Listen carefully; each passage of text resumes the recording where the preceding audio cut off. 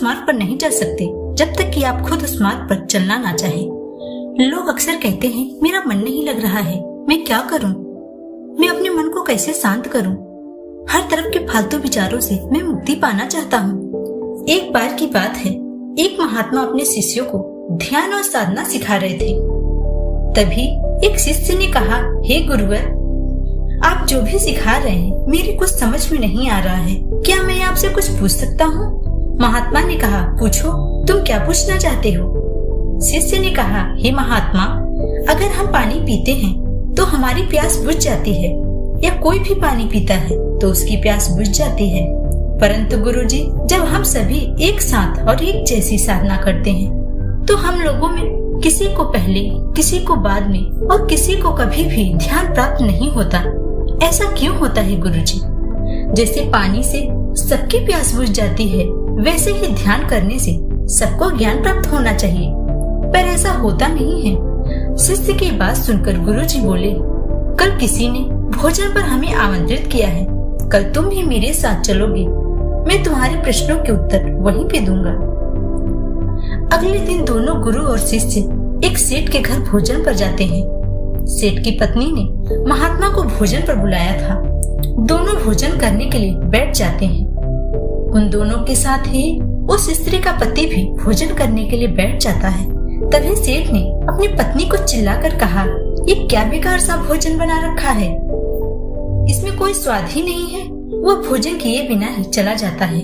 उस सेठ की पत्नी ने उन दोनों गुरु शिष्यों से क्षमा मांगी और उन्हें भोजन परोसने लगी।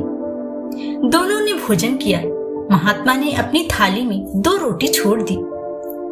गुरु ने उस स्त्री से कहा, बेटी, क्या तुम इन रोटियों को बांधकर मुझे दे सकती हो? उस स्त्री ने उन रोटियों को बांधकर गुरु को दे दिया। इसके बाद दोनों वहां से निकल चलते हैं। रास्ते में महात्मा ने शिष्य से पूछा, बताओ तुम्हें भोजन कैसा लगा? शिष्य ने कहा, भोजन तो बहुत स्वादिष्ट था, मुझे बहुत अच्छा लगा। तब गुरु ने कहा, जब भोजन अच्छा था तो उस स्त्री के पति को भोजन पसंद क्यों नहीं आया? शिष्य बोला, आप ठीक बोलते हैं गुरुजी, मुझे तो कुछ समझ में नहीं आ रहा था।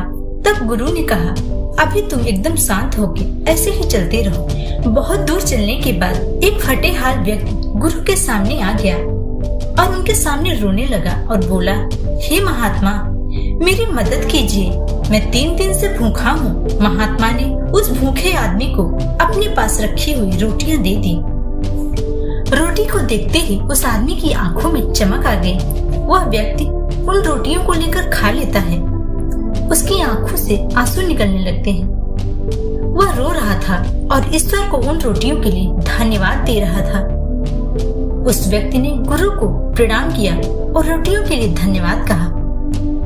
महात्मा ने उस व्यक्ति से पूछा, बताओ भोजन का स्वाद कैसा था? उसने कहा, स्वाद तो कहीं था ही नहीं, ये रोटियां नहीं थी, ये तो ईश्वर का आशीर्वाद था। यह कहकर वह व्यक्ति वहां से चला गया। गुरु ने शिष्य से कहा, देखो भोजन तो वही था, सेठ को उसमें स्वाद नहीं आया, आपको वह बहुत स्वादिष्ट लगा। वही एक व्यक्ति ऐसा है जिसे उसमें ईश्वर, परमेश्वर और जीवन को देख लेता है। इसी से पता चलता है कि ऐसा ही ध्यान के संबंध में भी होता है। जिसको जितना ज्यादा प्यास होता है वो उतनी जल्दी ही मार्ग बना लेता है। महात्मा की बात सुनकर शिष्य की जिज्ञासा का समाधान हो चुका था। उसके प्रश्नों का उत्तर उसे मिल चुका था। दोस्तों, मन का काम ही है भागना और हम सबको भगाना। एक चीज आपको मिली तो दूसरे पर ले जाना, दूसरी चीज आपको मिली तो तीसरी भी ले जाना। हमारा मन लगने के लिए नहीं होता, जो लगता है वह एकाग्रता और ध्यान है। इसलिए एकाग्रता और ध्यान के द्वारा ही हम अपने मन को नियंत्रित कर सकते हैं।